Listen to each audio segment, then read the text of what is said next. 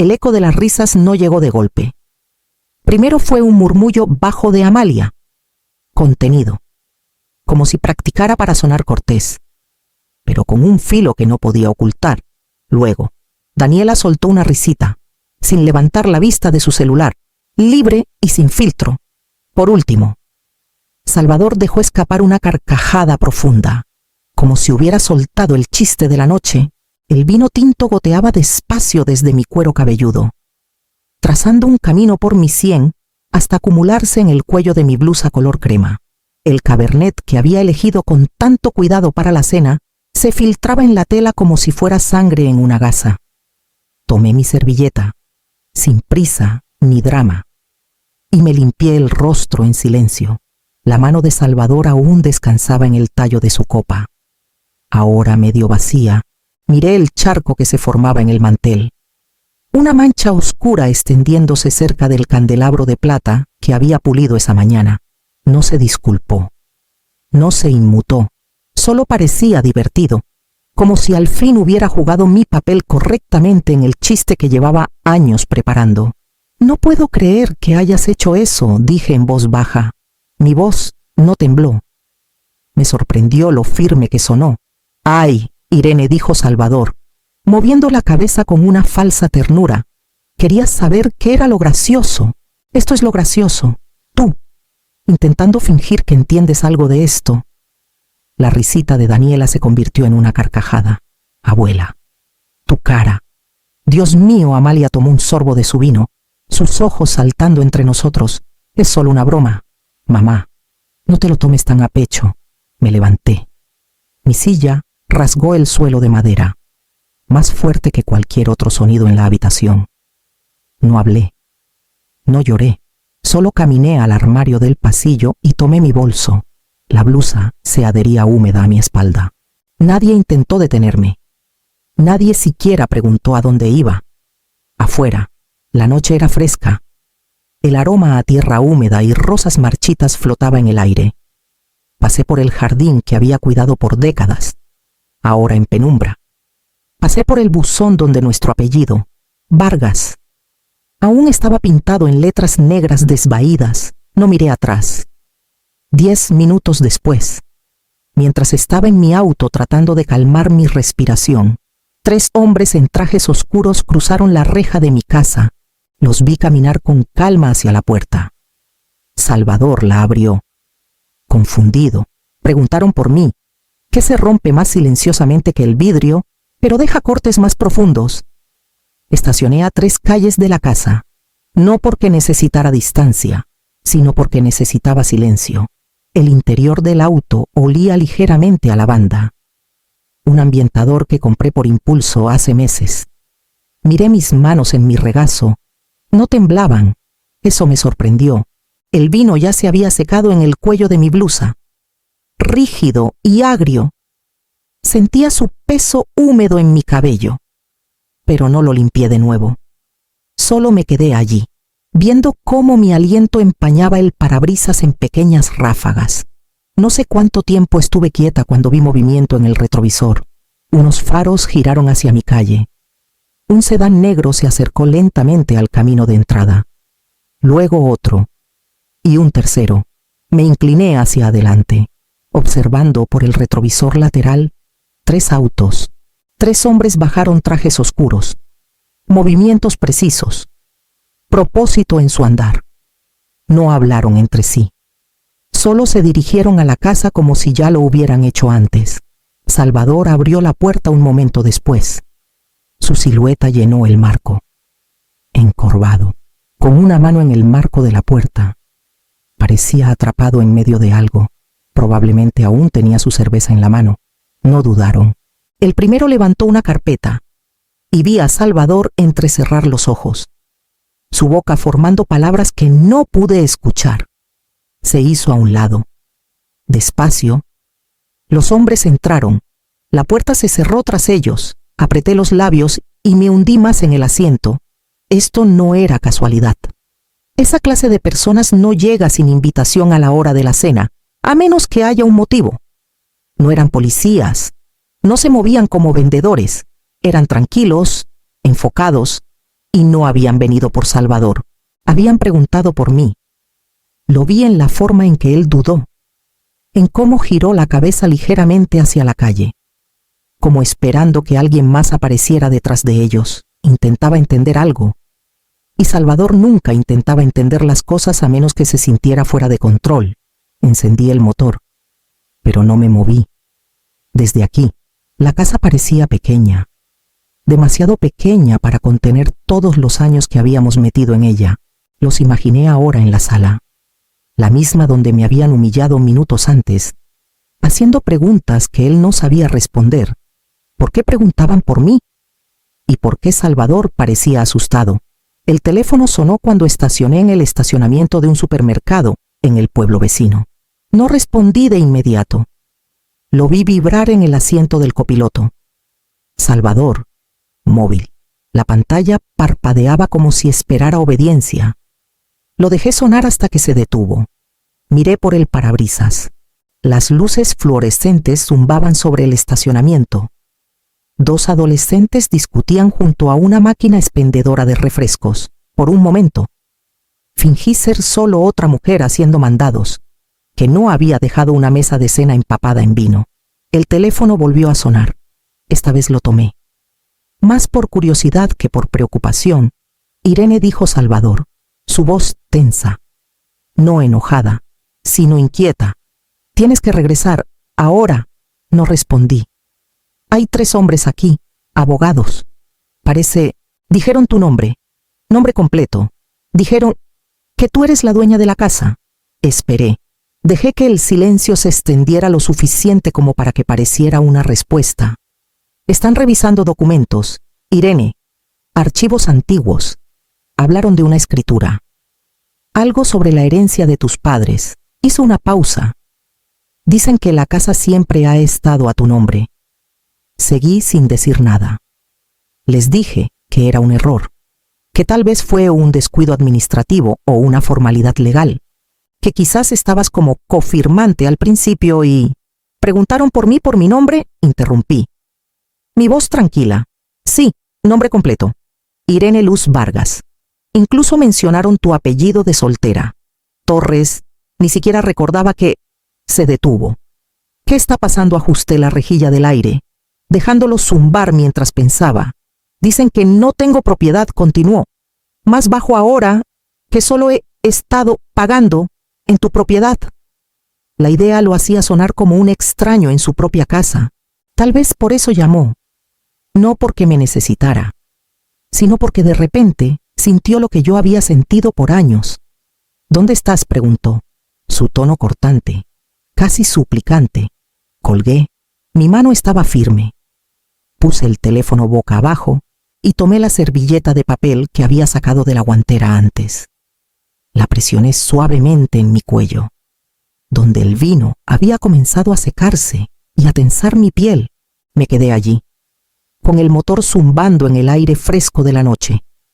Mi corazón no acelerado, sino cambiando, como si algo enterrado por mucho tiempo intentara respirar de nuevo. Algo que había esperado pacientemente bajo años de asentir, sonreír y ser manejable. Dijo que yo era la dueña de la casa. Los abogados tenían pruebas, documentos. ¿Cómo podía poseer algo de lo que me habían borrado durante décadas cuando Salvador y yo nos casamos? Me faltaban 3 semestres para terminar mi carrera en literatura. Quería escribir. Tal vez enseñar, o quizás solo tener un pequeño escritorio en una habitación tranquila y pasar mis días con palabras que no cortaran. Él dijo que podría volver después de la boda, que una vez que estuviéramos estables, encontraríamos la manera. Pero luego conseguimos el departamento, luego el coche se descompuso, luego quedé embarazada, y cada vez que miraba el catálogo de cursos, algo más parecía necesitarme más. No fue cruel. No entonces, solo estaba seguro de las cosas, seguro de que su trabajo iba primero, de que el bebé me necesitaría más que yo a los libros, de que el dinero era escaso y mis clases podían esperar. Acepté, porque así era el amor para mí en ese momento. Aceptar, sonreír a través de la decepción, al principio. Sentía que ponía mis cosas en un estante, mis ambiciones, mis ideas, mi voz. Volvería a ellas. Me decía, cuando Miguel empezara la escuela, cuando tuviéramos más ahorros, cuando tuviéramos una casa, pero el estante seguía subiendo. Escribía pequeñas cosas en cuadernos, solo para mí. Un párrafo aquí, un cuento corto allá. Los guardaba bajo la cama. Una vez, Salvador encontró uno mientras aspiraba y se rió. «Qué lindos estos diaritos», dijo. «Deberías escribir un libro de cocina». Esa noche los tiré. La paz se volvió un hábito. Aprendí el ritmo de sus estados de ánimo, la forma en que su voz se tensaba cuando estaba cansado, cómo reorganizarme a su alrededor para que todo fuera tranquilo. Aprendí a elegir mis batallas hasta que dejé de elegirlas. Aprendí a tragarme la frustración con la misma facilidad con la que me tragaba el café caliente, amargo, necesario. Cuando nació Amalia, olvidé el sonido de mi propio nombre.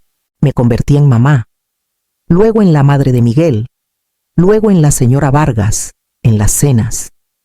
Era la que hacía la ensalada de papa, en las reuniones de la escuela. Era la que tomaba notas, en casa. Era la razón por la que las cosas no se desmoronaban. Y de alguna manera, también la razón por la que nunca eran suficientes. Nunca preguntó qué quería pintar en las paredes. Nunca preguntó qué música me gustaba. Dijo que era fácil de llevar, y lo dejé creerlo. Era más sencillo que ser vista, con los años.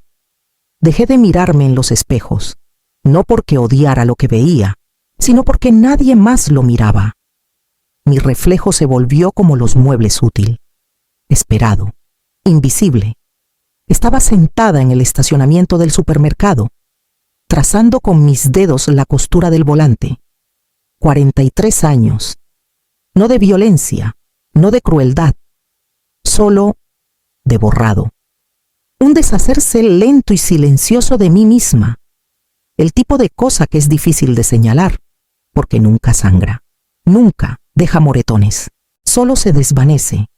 Cuando dejé de ser persona y me convertí en mueble, fue en el invierno de 1980 cuando llegó la llamada. Mis padres regresaban de la boda de mi prima cuando un tráiler perdió los frenos en una colina helada. Nadie sobrevivió. El policía lo dijo con suavidad, como si una entrega cuidadosa pudiera cambiar el hecho de que los perdía a ambos sin siquiera despedirme. Miguel tenía 6 meses. Salvador trabajaba turnos extras.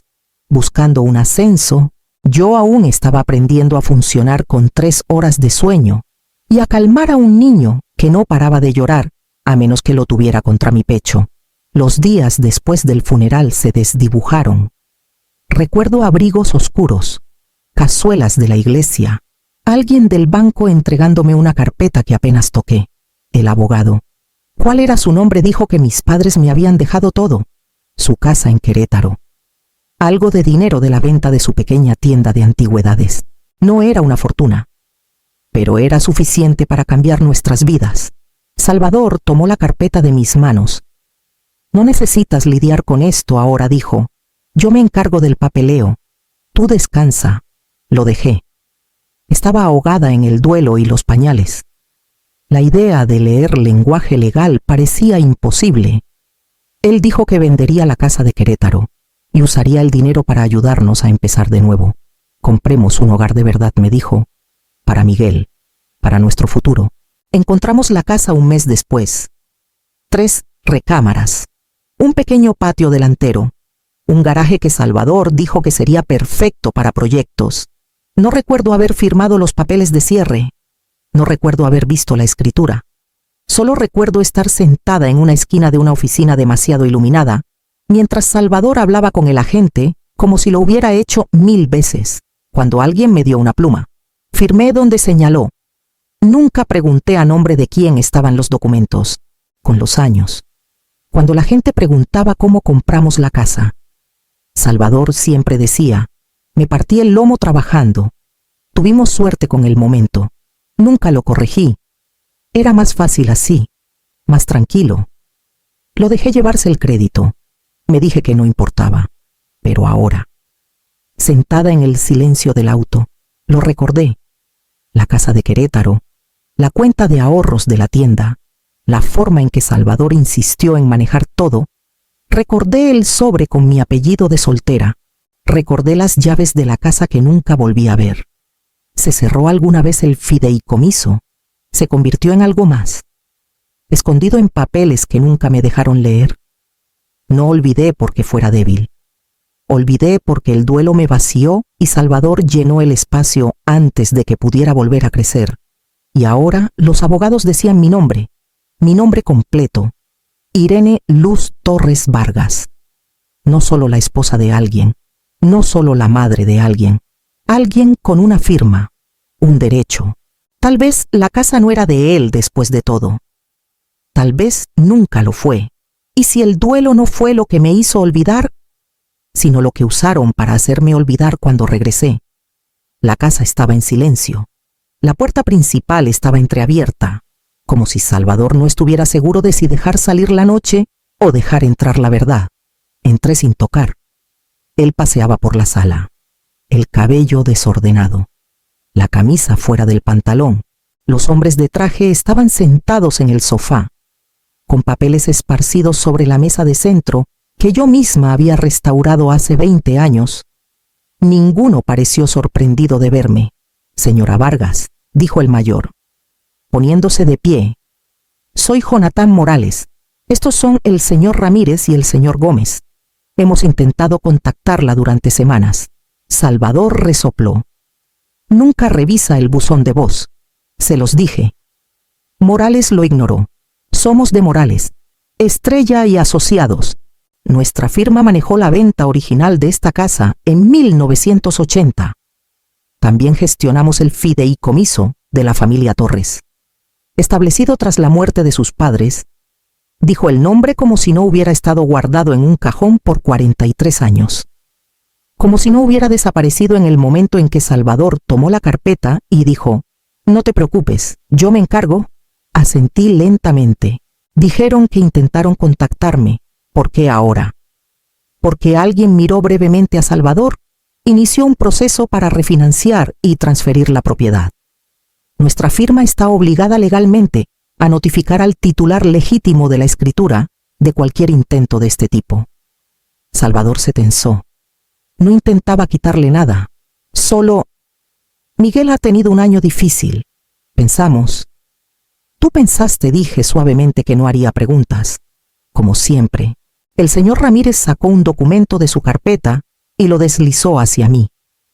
Esta es una copia certificada de la escritura original. La propiedad ha estado registrada a su nombre completo, Irene Luz Torres Vargas. Desde el 12 de marzo de 1980, propiedad única, sin cofirmante, sin transferencia registrada. Salvador rió. Demasiado fuerte, demasiado rápido. Eso no es posible. Pagué cada hipoteca durante décadas. Los servicios están a mi nombre. Yo manejé todo. Morales asintió cortésmente. Estamos al tanto de los pagos. Sin embargo, eso lo convierte en un contribuyente financiero, no en un propietario legal. En términos técnicos, un inquilino. La palabra quedó en el aire como un plato roto, impactante solo por su contundencia. Salvador me miró. No con enojo, sino con confusión, como si el mundo se hubiera inclinado lo suficiente como para desequilibrarlo. Tú no sabías esto, dijo. No podías saberlo, ¿verdad? No dije nada. Caminé hacia el comedor, pasando por la mancha de vino aún visible en el suelo, y me quedé allí en silencio. La voz de Morales me siguió. Señora Vargas, hay más que revisar, incluyendo los términos originales del fideicomiso, pero quisimos confirmar, antes que nada, que la propiedad es y siempre ha sido suya.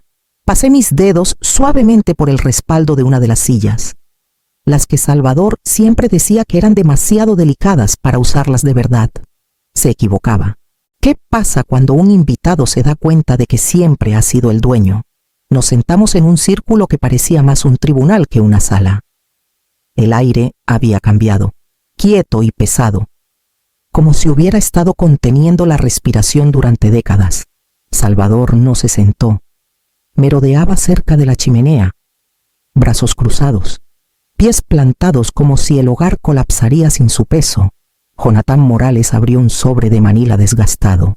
El papel dentro parecía viejo, pero bien cuidado, amarillento en los bordes, doblado por el centro. La letra de mi padre me miró en tinta azul, inclinada y limpia para Irene, para abrirse solo si enfrenta falta de respeto en su propio hogar. Parpadeé. Mi padre había escrito eso antes de que Miguel diera sus primeros pasos, antes de que supiera cuán silencioso podía volverse un matrimonio. Lo había escrito con la misma mano firme que subrayaba pasajes en sus novelas gastadas. Sabía algo incluso entonces. Nos instruyeron, dijo Morales, presentar esta cláusula si se cumplían ciertas condiciones. Específicamente, si alguna vez se sentía amenazada, disminuida o irrespetada en la casa comprada con su herencia, se volvió hacia Salvador. Usted inició una transferencia de propiedad sin el consentimiento de la dueña. Eso califica. Salvador resopló. No la amenacé. Le vertió vino en la cabeza frente a su hija y su nieta, agregó el señor Ramírez. Eso cuenta. No hablé. No necesitaba hacerlo. Morales continuó. Esta cláusula, comúnmente conocida en derecho de sucesiones como cláusula de la dignidad, otorga a la señora Vargas el derecho de desalojar a cualquier residente actual sin disputa legal. La posesión total revierte inmediatamente a ella. Se debe dar un aviso de 30 días, pero la ejecución no depende de la corresidencia o el estado civil. Amalia había estado en silencio hasta entonces. Se levantó del borde del sofá, brazos cruzados. ¿No hablarás en serio? ¿Vas a desalojar a tu esposo, a tu propia familia? Voy a reclamar lo que es mío, dije. Mi voz baja pero firme. Ella alzó las manos. Por una discusión en la cena. Estás actuando como mártir. Papá ha manejado esta casa por 40 años. Me volví hacia ella. No. Ha manejado su versión de esta casa, la verdadera, la que mis padres me dieron. Me la han negado. El señor Gómez habló entonces. La cláusula no requiere explicaciones. Solo requiere que la dueña sienta que su dignidad ha sido comprometida. El fideicomiso le otorga apoyo legal inmediato y plena autoridad para actuar. Salvador finalmente se sentó. Su cuerpo parecía desinflarse. No lo sabía, murmuró. Nunca supe nada de esto. Pensé que estaba haciendo lo correcto. Pensé que te estaba cuidando. Lo miré. Y por primera vez en años, vi a un hombre que no era poderoso ni cruel, solo pequeño. Más pequeño que el espacio que había ocupado en mi vida. Más pequeño que el silencio que había construido a su alrededor. No dije suavemente, estabas cuidando la versión de mí que no existía. No respondió. Amalia tampoco. Morales dobló el documento y lo colocó cuidadosamente en el sobre. No tiene que decidir esta noche, pero tiene todo el derecho de hacerlo. Asentí, pero ya lo había decidido. ¿Es la dignidad algo que reclamas? ¿O algo que recuerdas que ya tenías? No empacé mucho, solo una pequeña bolsa con una blusa limpia, mi cepillo de dientes y el papel donde anoté el nombre de un hotel cerca de la autopista. No dejé una nota, no dije a dónde iba. La habitación del hotel era beige, del tipo que no pretende ser más que temporal, pero era limpia, silenciosa y mía. La mujer en la recepción no hizo preguntas. Me dio una tarjeta llave. Y por primera vez, no sentí la necesidad de explicar por qué una mujer de 71 años se registraba sola en una noche de semana. Dentro, ajusté el termostato a 22 grados, justo como me gusta, en casa. Salvador siempre insistía en 20. El aire caliente te hace floja, solía decir. Y yo le creí más tiempo del que debí, pero aquí, el aire zumbaba exactamente como lo pedí, sin negociaciones, sin cejas levantadas, sin compromisos disfrazados de preocupación. Preparé té con la pequeña tetera de la habitación. No era buen té, solo una bolsita rancia flotando en un vaso de unicel, pero estaba caliente, y nadie me dijo que lo estaba preparando mal o que usaba demasiada azúcar. Me senté en el borde de la cama. Bebí despacio y escuché el silencio. Aún podía oler el cabernet. Se había secado en rayas por mi cuello y en las fibras de mi blusa, mezclándose con el leve aroma a gardenia de la crema que me había puesto antes. El vino era caro. Lo había elegido del estante superior en la tienda esa mañana, esperando que elevara la cena, esperando, si soy honesta, que la noche fuera diferente, que vieran el esfuerzo y lo recibieran con suavidad. En cambio, se rieron. Había usado esa blusa porque Salvador una vez dijo que me veía elegante con ella. No creo que recordara haberlo dicho, pero yo sí. La tela estaba rígida ahora. La tiraría mañana. Tomé otro sorbo de té y miré las cortinas. Eran simples, pesadas, diseñadas para bloquear el sol por la mañana. Me gustaba eso. Me gustaba saber que podía dormir hasta tarde sin culpa, sin Salvador haciendo ruido en la cocina lo suficientemente fuerte como para que lo oyera. Mi teléfono vibró en la mesita de noche. No lo revisé. Sabía que era él, o Amalia, tal vez ambos, pero el sonido se sentía lejano, como si perteneciera a la vida de alguien más. Me estiré en la cama, completamente vestida. El té enfriándose en la mesa a mi lado. El silencio no se sentía vacío, se sentía como espacio. ¿Por qué la soledad se siente más libre que estar rodeada de familia? No contesté las primeras veces que llamó el señor Morales. No lo evitaba. Solo necesitaba una mañana más de quietud. Del tipo que no te pide que expliques tu ausencia. Del tipo que te deja sentarte con una taza de té y ordenar tus pensamientos por primera vez en años, sin que se empujen unos a otros por espacio. Pero en la tercera llamada, respondí. Señora Vargas dijo, calmado pero cuidadoso. Debe saber que su esposo y su hija han presentado una solicitud. La palabra solicitud no me sorprendió. ¿Para qué una revisión de competencia de emergencia? Alegan comportamiento errático, inestabilidad mental. Basan esto en sus decisiones recientes sobre la propiedad. Casi me reí, pero se me quedó en la garganta. Por supuesto que preferirían creer que había perdido la cabeza antes que aceptar que finalmente la había encontrado. ¿Tengo voz en esto?, pregunté. La tiene, legalmente. Puede elegir a su propio evaluador. Está dentro de sus derechos, especialmente por la naturaleza del fideicomiso. No dije nada por un momento. Solo escuché el zumbido del calentador del hotel. 20 grados no se habrían sentido lo suficientemente cálidos hace una semana. Hoy. Estaba bien con menos. Quiero a alguien neutral, dije. Alguien mayor. Alguien que haya visto mujeres como yo. Morales entendió de inmediato. Le enviaré una lista. Revísela. Elija a quien le parezca correcto. Esa tarde, me senté en el pequeño escritorio del hotel con una lista impresa de médicos. No reconocí ningún nombre, pero una biografía llamó mi atención. Dr. Ricardo Salazar, psicólogo militar retirado. Enfoque en geriatría. Historial claro de testificar a favor de clientes mayores. No solo en apoyo, sino a veces contra sus familias. Había escrito artículos sobre lo que llamó despido funcional, el hábito de equiparar el envejecimiento con la incompetencia. Circulé su nombre con el bolígrafo del hotel. A la mañana siguiente, confirmé la cita. Jueves a las 10. No llamé a Salvador ni a Amalia. No respondí a los mensajes de Amalia. Nos estás asustando. Solo queremos ayudar.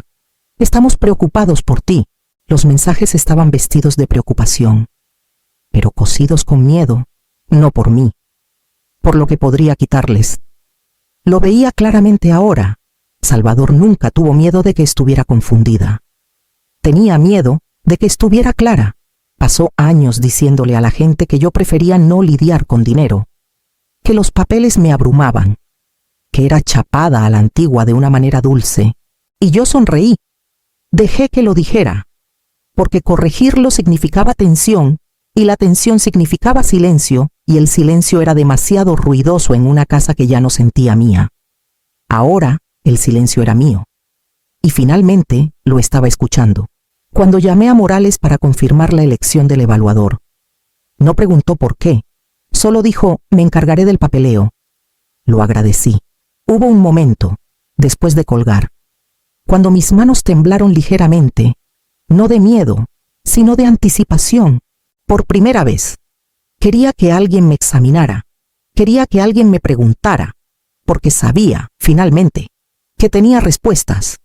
Puedes fallar una prueba que has estado pasando en silencio durante 43 años. La oficina del doctor Salazar olía a papel viejo y café molido. Los libros cubrían cada pared, y no había recepcionistas, solo él, esperando en la puerta con una carpeta en la mano y ojos que no me pasaron por alto como lo hacían los de la mayoría ahora. Me señaló una silla de cuero gastada frente a su escritorio. He revisado la solicitud, dijo suavemente. ¿Empezamos? No comenzó con pruebas de memoria. Comenzó con mi nombre. ¿Cómo prefiere que la llamen? Tardé un segundo más de lo que debería. Irene, dije. Aunque ha pasado un tiempo desde que alguien me lo preguntó. Asintió. Hablemos. Irene. Las siguientes 3 horas fueron más rigurosas que cualquier cosa que hubiera hecho en décadas. Probó mi memoria, atención, lógica, comprensión. Me pidió que interpretara documentos complejos. Me pidió que explicara la estructura del fideicomiso como la entendía. Me sorprendí de cuánto había absorbido, de cuán claramente podía describir las cosas ahora que nadie me apresuraba. Me interrumpía o decidía que no necesitaba saber. No aceleró las preguntas, las dejó caer. Me dio espacio y lo llené, no para probar algo, sino porque las palabras estaban allí, siempre habían estado allí. Cuando terminamos, me recosté, agotada pero ligera. Mis dedos, cruzados en mi regazo, ya no temblaban. El doctor Salazar cerró su carpeta. Es usted aguda, Irene, en algunos aspectos, más consciente que muchos de los clientes de mediana edad que veo. Asentí, pero no sonreí. Esperaba el resto. Lo que me preocupa no es su mente, dijo. Es lo que le han hecho a ella. Levanté la vista. Golpeó ligeramente la solicitud. Este documento está lleno de lenguaje que he visto antes. Comportamiento errático. Volatilidad emocional. Declive cognitivo. Todo vago. Todo convenientemente cronometrado. Y todo usado a menudo por familiares que intentan recuperar el control de activos que no sabían que no eran suyos. Exhalé por la nariz. No era una sorpresa, pero escucharlo en voz alta hizo que algo se moviera en mi pecho. Usted ha descrito un patrón, continuó, que encaja tanto con el abuso financiero como emocional. Disminuir su rol en las decisiones del hogar, ocultar la información bajo el pretexto de protección, desestimar su capacidad, usar la culpa para mantener el control. Eso es abuso, Irene. Solo lleva ropa diferente. Miré mis manos de nuevo. El anillo de bodas aún en mi dedo. No me golpeó, dije. La mayoría de los abusadores no lo hacen. Dijo que me estaba protegiendo. Estaba protegiendo lo que le beneficiaba. Parpadeé con fuerza. No está perdiendo la cabeza, dijo. La está reclamando. Y no está siendo dramática. Finalmente está siendo escuchada. El silencio se extendió entre nosotros. Pero no era incómodo. Cuando escriba este informe, agregó, no habrá ambigüedad. Usted es plenamente competente. Lo que le está pasando ahora no es confusión. Es un despertar. Se puso de pie y me acompañó a la puerta. Justo antes de salir, dijo, no necesita disculparse por saber lo que vale. Ya no, afuera. El aire era más fresco. Caminé lentamente hacia mi auto, el informe aún fresco en mi mano. No me sentía triunfante, me sentía hueca, expuesta, como si alguien hubiera abierto una ventana en una casa en la que había estado encerrada por años. Si es abuso, ¿por qué lo llamé amor durante tanto tiempo? El cerrajero llegó exactamente a las 9, como arregló el señor Morales, un joven llamado Cristóbal, educado pero rápido. No preguntó por qué necesitaba cambiar los candados. Tal vez había hecho esto suficientes veces para saber cuándo no preguntar. Me quedé en el porche mientras trabajaba. El sol aún no había calentado el aire. El camino frontal aún llevaba el leve olor a tierra y mantillo viejo. Mis rosales comenzaban a marchitarse. Salvador abrió la puerta cuando escuchó el taladro. No dijo mi nombre, no preguntó qué estaba haciendo.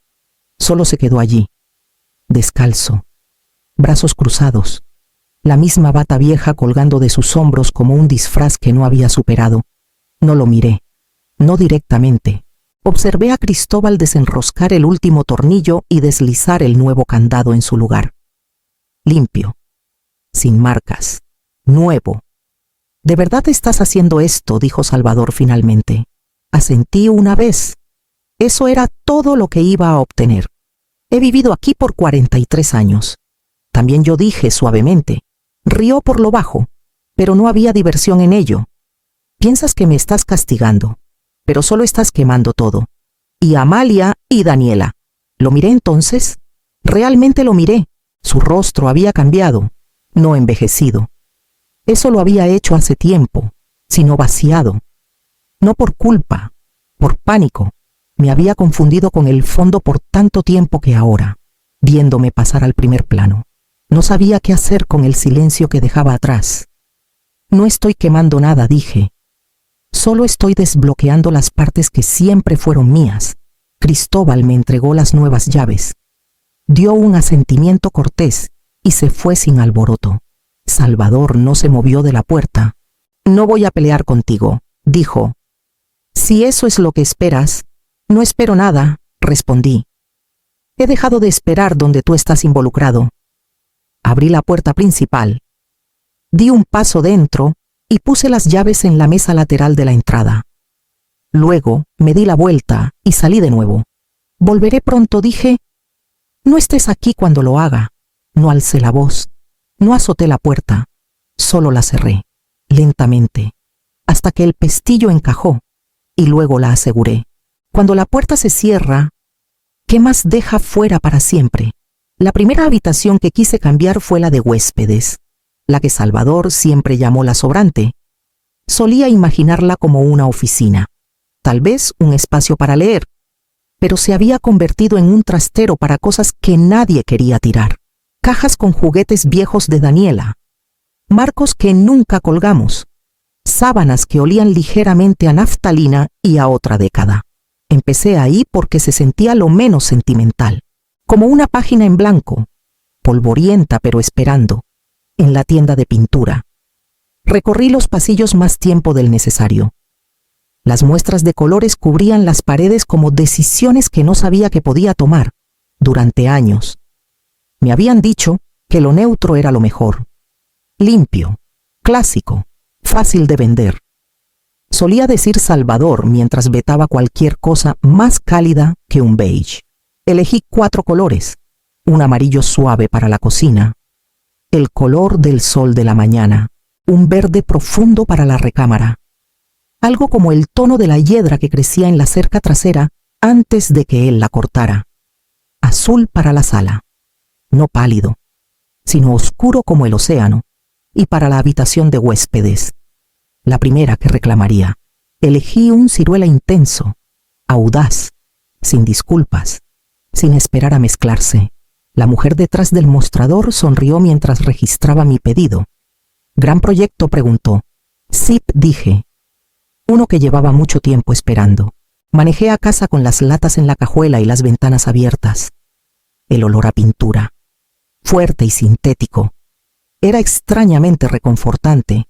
Olía a novedad, a intención. Esa tarde, despejé la habitación de huéspedes yo sola. Arrastré las cajas, doblé lo que podía doblarse, tiré lo que no. Encontré un espejo viejo que había olvidado y lo apoyé contra la pared. Luego comencé a encintar los bordes, moviéndome despacio, con cuidado. La espalda me dolió a la mitad, pero no paré. Pinté una pared ese día, solo una, pero fue suficiente para cambiar la sensación de todo el espacio. Con cada pincelada, sentía algo soltándose. No el perdón, todavía no, pero una liberación. A la mañana siguiente, pinté otra pared, luego otra. Abrí las ventanas y dejé que el aire entrara, que el color secara bajo una luz que finalmente se sentía honesta. Pinté la cocina al último. Ese espacio había sido un campo de batalla de rutinas, donde estaba sobre ollas y estufas mientras Salvador criticaba el sabor de cosas que nunca ayudó a hacer. Cubrí cada centímetro de beige con amarillo, como si estuviera pintando luz solar en las paredes mismas. Cuando terminé, no lloré. No colapsé en catarsis, solo me quedé allí y lo miré. Mis manos manchadas, mis brazos adoloridos, mi pecho más firme de lo que había estado en años. Me senté en el suelo y me apoyé contra una pared recién pintada. La casa olía diferente ahora, aún familiar, pero cambiada, como si estuviera aprendiendo a ser mía de nuevo. ¿Pueden las paredes recordar quiénes eran antes de que el silencio se asentara? Amalia eligió un café pequeño y neutral en la esquina de la avenida Reforma y el Callejón de los Suspiros, en San Miguel de Allende. El tipo de lugar con booths limpios, jazz suave y demasiadas plantas. Envió un mensaje el día anterior, pidiendo hablar como adultos. Acepté. No porque esperara sinceridad, sino porque tenía curiosidad por cómo vestiría la próxima versión de Control. Ya estaba sentada cuando llegué, perfectamente arreglada como siempre, aretes de perla, blusa impecable, un labial que nunca se corría. Sonrió al verme. Toda calidez y hija herida. Mamá dijo, levantándose para besar mi mejilla. Te ves bien, lo estoy, dije, sentándome frente a ella. Y no estoy aquí para charlas. La sonrisa titubeó. Solo un poco, pero se recuperó rápido. De acuerdo. Dobló las manos sobre su taza. Quiero disculparme. Las cosas se calentaron. Con papá, con Daniela. Ha sido mucho, asentí, esperando. Tomó un sorbo de su café. Luego me miró por encima del borde. No queremos que esto se vuelva algo feo. Somos familia. Eso aún importa. No incliné la cabeza. Define feo, parpadeó. ¿Sabes a qué me refiero? Abogados, tribunales, vergüenzas. Nadie quiere eso. Solo pensamos que esto ha ido lo suficientemente lejos. Ahí estaba. El cambio. El encanto derritiéndose en preocupación. La preocupación agriándose en presión. Lo había visto en Salvador por años. Ahora lo veía en ella también. No sorpresa, sino decepción, que no hubiera encajado de nuevo en el molde, que no les hubiera agradecido por permitirme hablar. ¿Quieres decir que ha ido lo suficientemente lejos ahora que he hecho valer mis derechos? Pregunté con calma. Suspiró. Mira, sé que papá no es perfecto. No digo que haya manejado bien las cosas, pero tienes que admitir que esto no es solo por el vino en la cena. No dije. Es por décadas de ser borrada en una casa que era mía. Y es por ti riendo cuando me humillaron. Amalia se inclinó hacia adelante. No quise reírme. Fue incómodo. ¿Sabes cómo se pone papá? Tú lo hiciste raro. Eso me hizo reír. Y no me molesté en ocultarlo. ¿Yo lo hice raro? Solo pienso que hay una mejor manera de manejar esto. Silenciosamente. Como adultos. No quieres que Daniela quede atrapada en el medio. Ahí estaba de nuevo la suave amenaza cosida dentro de la preocupación. Daniela. El único nombre que sabía que aún tiraba de mí. Daniela es lo suficientemente grande para notar cuando las personas son crueles, dije. Y lo suficientemente grande para ver cómo responde la gente. El tono de Amalia se aplanó. ¿De verdad crees que echarnos de la casa arreglará algo? No dije, pero detendrá el daño de continuar. Resopló. Actúas como si fueras la única que ha sido herida. No lo estoy, dije, pero soy la única a la que le han dicho durante décadas que su dolor no importaba. Nos quedamos en silencio por un momento. Metió la mano en su bolso. Sacó un sobre y lo deslizó por la mesa. Si cambias de opinión, todavía hay tiempo. No lo toqué, ya lo hice. Se levantó, ajustando su chaqueta, sus movimientos bruscos. No esperes que todos entiendan. Mamá, no lo hago, dije. Solo espero que dejen de esperar que me disculpe por querer aire. Se fue sin decir otra palabra. Me quedé allí un poco más. El café enfriándose a mi lado. No abrí el sobre. ¿Y si dejara de agradecerle a la gente por incluirme en mi propia vida? El señor Morales entregó el aviso oficial un miércoles. Dijo que se entregaría antes del final del día laboral. Y así fue. 30 días. Eso permitía la cláusula de la dignidad. Ni más, ni menos. 30 días para recoger, para irse, para ajustar cuentas. No lo entregué yo misma. No buscaba confrontación, pero estaba en casa cuando lo recibieron. Salvador vio el sobre en la mesa de la cocina primero. Su nombre impreso cuidadosamente. Un segundo para Amalia. Dirigido a su residencia actual, mi residencia. Me quedé cerca del pasillo. Observando sin observar, él lo abrió. Escaneó las primeras líneas y se quedó quieto. Su mandíbula se movió, pero no salió sonido. Sostuvo la página como si el papel mismo pudiera disculparse si lo apretaba lo suficiente. Realmente lo está haciendo, dijo en voz alta, aunque no estaba seguro si era para mí, para Amalia o para las paredes. Amalia entró desde el patio, con gafas de sol, el celular aún en la mano. Salvador le pasó el aviso. Su expresión cambió a mitad de la lectura. Boca tensa. Cejas fruncidas. Esto es oficial.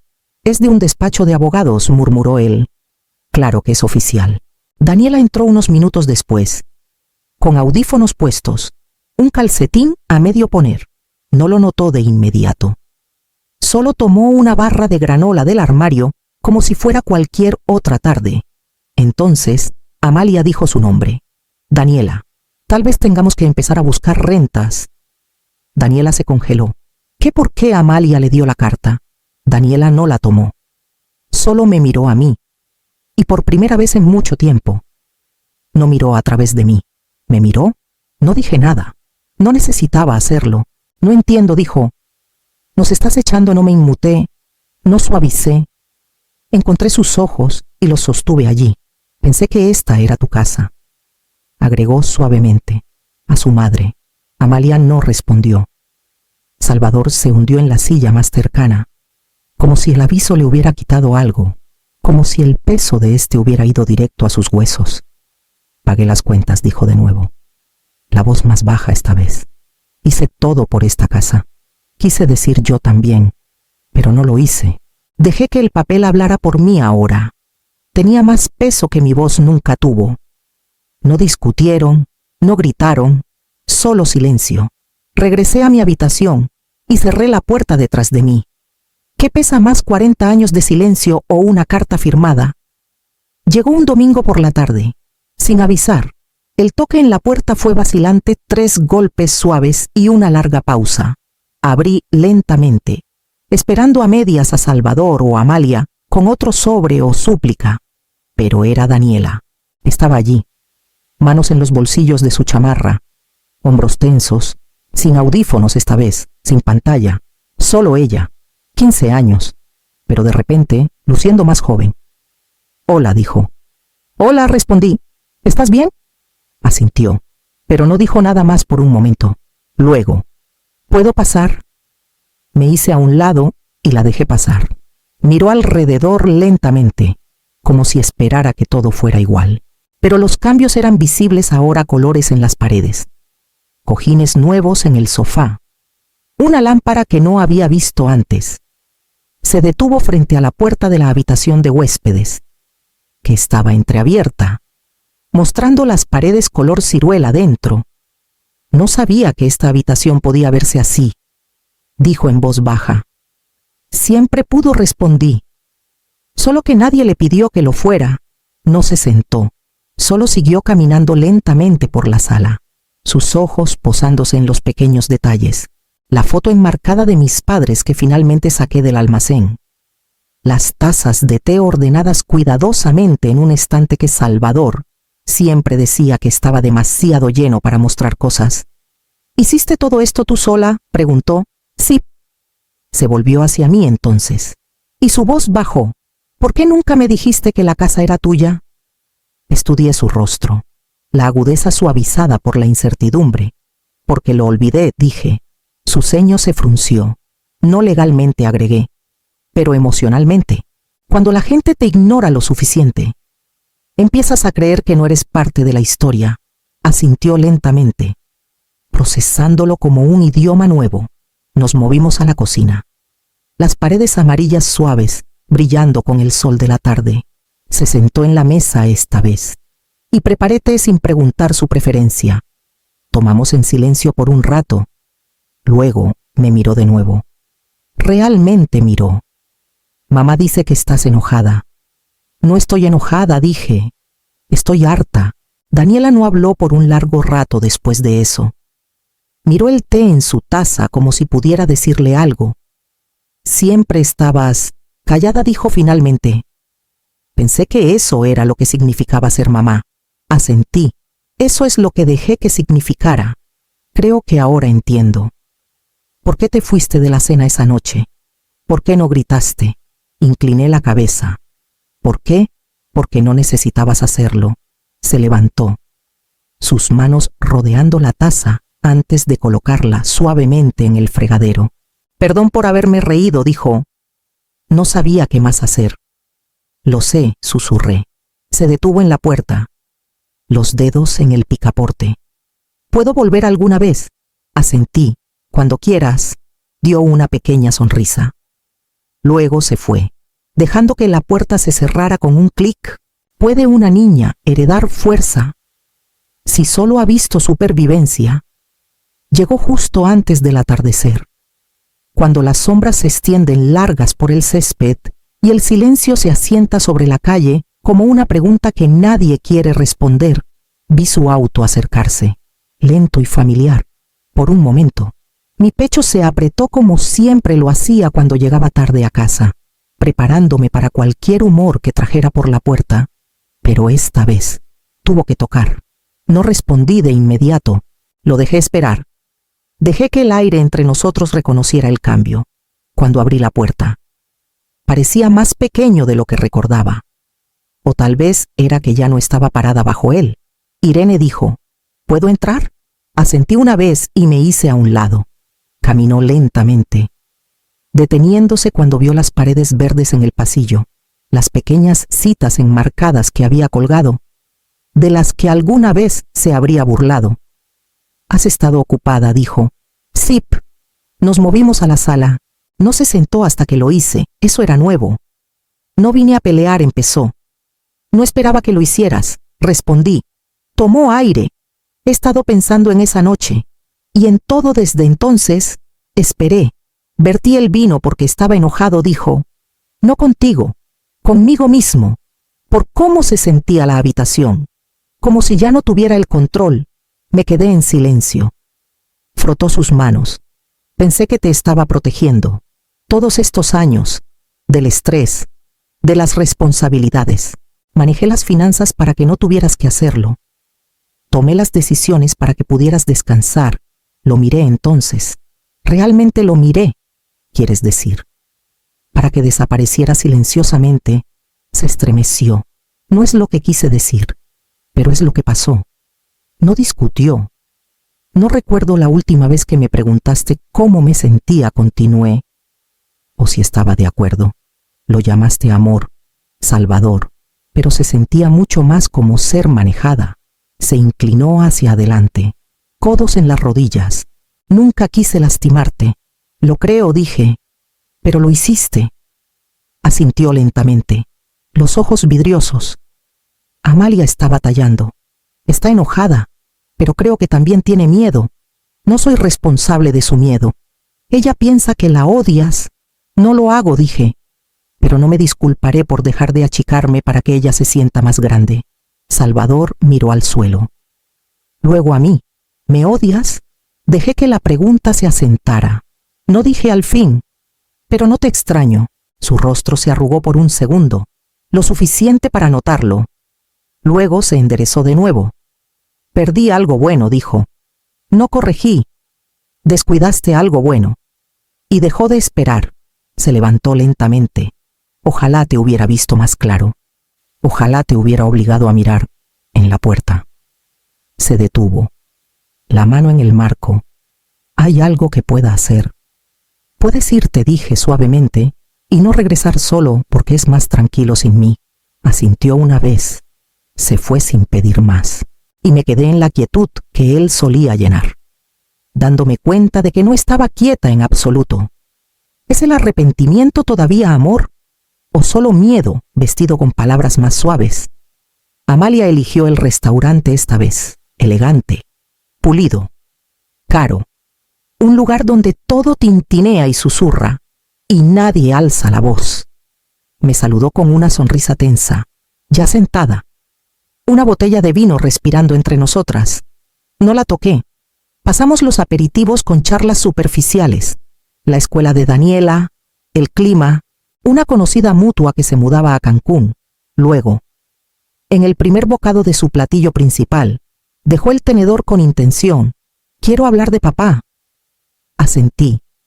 Adelante. No está bien, dijo. Ha perdido peso. Apenas duerme. Lo he notado, dije. Está humillado. Alcé una ceja. Y no es un monstruo, mamá. Estaba tratando de proteger a nuestra familia. Dejé mi cuchillo. No dije suavemente. Estaba tratando de controlar una... Respiró lentamente, estabilizándose. Cometió errores, claro. Pero podrías arreglar esto. ¿Arreglar qué? Exactamente. Su voz se suavizó en algo casi ensayado. Podrías añadirlo a la escritura. Compartir la casa. Es lo justo. Después de todo, me recosté en la silla. Se parecía tanto a él cuando intentaba convencerme de algo. La misma inclinación del mentón. La misma calma practicada. Viví en esa casa por más de 40 años, dije. Te crié allí. Cociné. Limpié. Desaparecí por centímetros. Y todo ese tiempo, ni siquiera me permitían colgar un cuadro sin permiso. Frunció el ceño. Pero él pagó por... Alcé una mano. ¿Pagó por qué? La casa que mis padres me dejaron, la que ha estado a mi nombre desde antes de que naciera Daniela. Su mandíbula se tensó. No estás pidiendo justicia, continué. Estás pidiendo que finja que nunca pasó, que suavice la historia para que todos los demás se sientan mejor. Estás castigándolo, dijo. Y a mí. No dije. Solo estoy dejando de fingir. Se inclinó. ¿De verdad quieres que muera sabiendo que lo dejaste con nada? Él me dejó con nada durante décadas. Solo finalmente lo recogí. Me miró entonces. No como hija, sino como una mujer tratando de reformular una pérdida que nunca esperó. Esta cena, dije suavemente, es la última que tendremos así. Puedes visitar, llamar, pero no me sentaré frente a ti mientras retuerces la ausencia en culpa. Comimos el resto de la comida en silencio. Cuando llegó la cuenta, la pagué sin comentario. En la puerta, tocó mi brazo. Realmente pensé que dirías que sí. Lo sé, dije. Ese fue el problema. ¿Cómo pides que te devuelvan algo que nunca diste en primer lugar? Se fueron al mediodía, sin despedidas dramáticas, sin súplicas de última hora, solo un camión de mudanza que vino y se fue mientras yo estaba en el jardín. Podando las rosas, escuché el golpe de las cajas, el roce de las patas de los muebles, la voz de Salvador dando instrucciones. Amalia no dijo nada, o si lo hizo, no lo escuché. Cuando volví a entrar, la casa estaba silenciosa de una manera que nunca había estado antes, no vacía, solo mía. La sala aún olía ligeramente a ellos. El perfume de Amalia se aferraba a los cojines del sofá. La loción de Salvador flotaba cerca de las escaleras, pero los objetos se habían ido, sus cosas, su ruido, sus expectativas. No lloré. Empecé en la cocina, pasando la mano por la encimera. Durante años, había cocinado comidas mientras debatían titulares o desestimaban mis opiniones. Recordé la noche en que sugerí comer sin carne 2 veces por semana. Salvador se rió. Amalia puso los ojos en blanco. Mamá, solo haz las enchiladas. Sonreí ahora, no con amargura, solo libre. Abrí los cajones y reorganicé los utensilios como quería. Moví la licuadora al lugar cerca de la ventana. Puse los tazones de mezcla de mi madre a la vista, en el comedor. Abrí las cortinas. La luz entró, dorada y suave, aterrizando en los pisos de madera que solía pulir sola. Subí las escaleras despacio, dejando que mis pies cayeran donde quisieran. Su habitación, la que Salvador alguna vez llamó nuestra, pero llenó solo con su gusto, estaba desnuda ahora. El marco de la cama quedó atrás, pero el colchón se fue. Me paré en el umbral, insegura al principio. Luego entré y abrí la ventana. El aire olía diferente de alguna manera, como posibilidad. No necesitaba decidir qué hacer con esta habitación hoy. Solo necesitaba saber que ya no tenía poder sobre mí. La habitación de Daniela fue la siguiente. No se llevó todo, solo lo esencial. Una foto de los tres seguía en el tocador. Debió olvidarla, o tal vez la dejó a propósito. La tomé suavemente. Me veía más joven en la foto, y cansada. Mi brazo estaba alrededor de ella, pero mis ojos no estaban en el marco. Dejé la foto donde estaba. Regresé abajo y me senté en el centro del suelo de la sala. Solo yo, sin voces, sin pasos, sin nadie preguntando qué había de cena o por qué no había llamado al plomero o si había recogido la tintorería. El silencio ya no era pesado, era suave, sagrado. No el tipo de silencio que castiga, sino el que sana. Pensé en los años que llené esta casa mientras desaparecía dentro de ella, cada elección filtrada por la comodidad de alguien más, cada día moldeado por los estados de ánimo de alguien más. Ahora no había nadie a quien impresionar, nadie para quien mantenerme pequeña. Me recosté sobre mis manos y miré el techo, el mismo que solía mirar en la oscuridad, preguntándome si así era el matrimonio. ¿Qué significaba ser madre? Pero ahora no me preguntaba, solo respiraba. ¿Cómo suena la paz cuando no se gana a través de la obediencia? Las mañanas se sienten diferentes ahora. Despierto cuando la luz se filtra.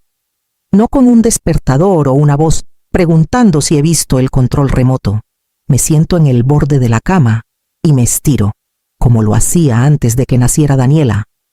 Antes de que el horario de Salvador dictara el mío. No hay prisa. Nadie esperando el desayuno. Solo el ritmo de mi propia respiración, lento y constante. Hago té. Me siento junto a la ventana con mi cuaderno abierto. Últimamente, he vuelto a escribir un diario, no con un gran propósito, solo para recordar, para procesar, a veces para perdonar. Al principio, las palabras salían torpes, como encontrarme con una extraña que conocía bien, pero ahora fluyen más fácil. Escribo lo que recuerdo y lo que desearía no recordar. Escribo sobre la mirada de Daniela cuando vino a visitar. Escribo sobre el sonido de la voz de Salvador el día que preguntó, ¿me odias? Y escribo sobre el silencio, no el tipo solitario, sino el que se siente como una mano cálida en tu hombro, firme y segura. Una tarde, me inscribí en una clase en línea, no ficción creativa y voz personal. Solo hacer clic en el botón de inscripción me hizo sentir 10 años más joven. Usé mi segundo nombre, Irene Luz. En el perfil de estudiante, una pequeña rebeldía, pero significativa. Me recordó que existía antes de ser esposa, madre, un marcador de posición. La clase se reúne 2 veces por semana en Zoom.